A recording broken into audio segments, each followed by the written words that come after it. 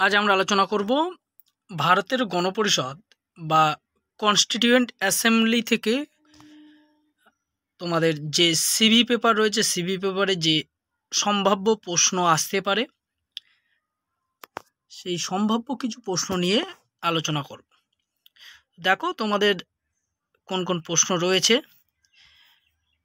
তোমাদের প্রথম যে প্রশ্নটা রেখেছি, ভারতের সংবিধান রচনা করেছিল কে? উত্তর হবে গণপরিষদ।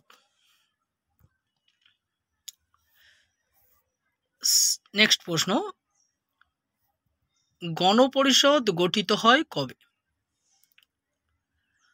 উত্তর হবে 1946 সালে।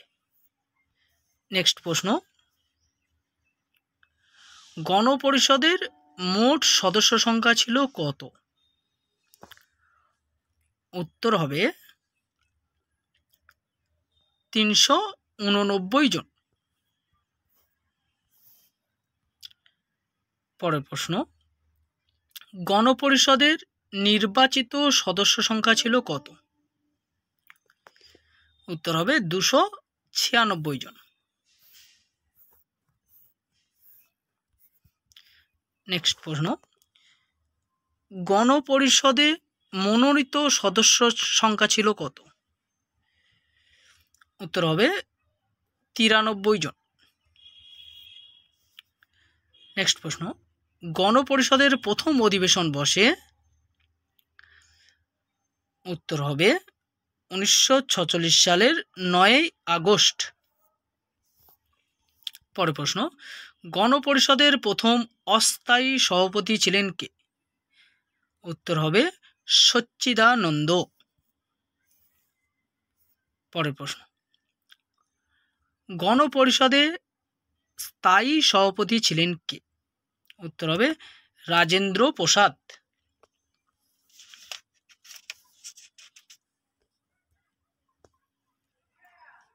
পরের প্রশ্ন, গণপরিষদের খসড়া কমিটির সভাপতি ছিলেন কে? উত্তর হবে আম্বেদকর।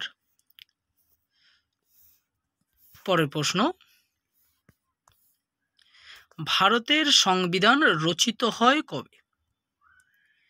উত্তর হবে 1949 সালে। পরের প্রশ্ন, ভারতের সংবিধান কার্যকর হয় কবে? উত্তর হবে 1950 সালে। নেক্সট প্রশ্ন, গণপরিষদে নিরঙ্কুশ প্রাধান্য ছিল কাদের? উত্তর হবে কংগ্রেস দলের। নেক্সট প্রশ্ন, মূল ভারতীয় সংবিধানে মোট ধারা ছিল কয়টি? উত্তর হবে 395টি। নেক্সট প্রশ্ন, ভারতীয় সংবিধানে মোট তফসিল ছিল কয়টি? উত্তর হবে 8টি। পরের প্রশ্ন, গণপরিষদে নির্বাচনে মুসলিম লীগ মোট কত আসন পেয়েছিল? উত্তর হবে 73টি।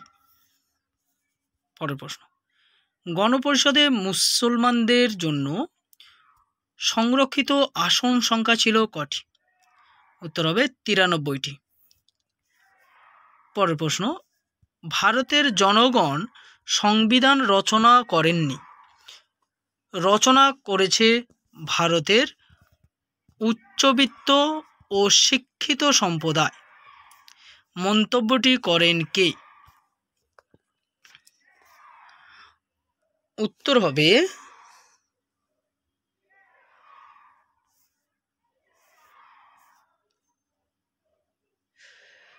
কে.ভি. রাও।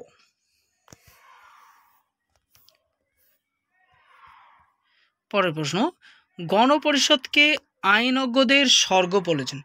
গণপরিষদকে আইনজ্ঞদের স্বর্গ বলেন কে? উত্তর হবে কে.পি. মুখার্জি।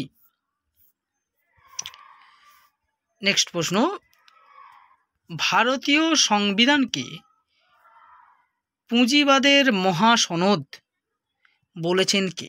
উত্তর হবে দামোদর স্বরূপ শেঠ।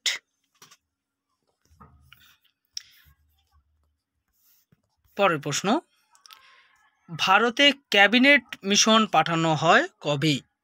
উত্তর হবে 1946 সালে। নেক্সট প্রশ্ন, ভারতীয় সংবিধানের জনক বলা হয় কাকে? উত্তর হবে আম্বেদকরকে। পরের প্রশ্ন, গণপরিষদ হলো কংগ্রেস এবং কংগ্রেস হলো ভারত মন্তব্যটি করেন কে? উত্তর হবে অস্টিন। পরের প্রশ্ন, গণপরিষদের অধ্যক্ষ ছিলেন কে? উত্তর হবে জি.ভি. মবলঙ্কর।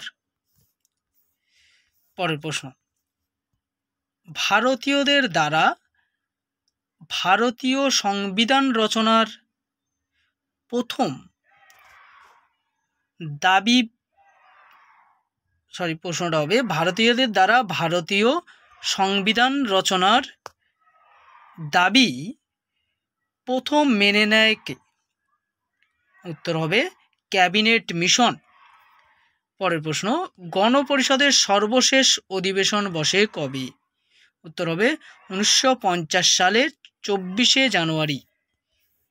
নেক্সট প্রশ্ন, সংবিধানের উদ্দেশ্য সংক্রান্ত প্রস্তাবটি গণপরিষদে উত্থাপন করেন কে? উত্তর হবে নেহেরু।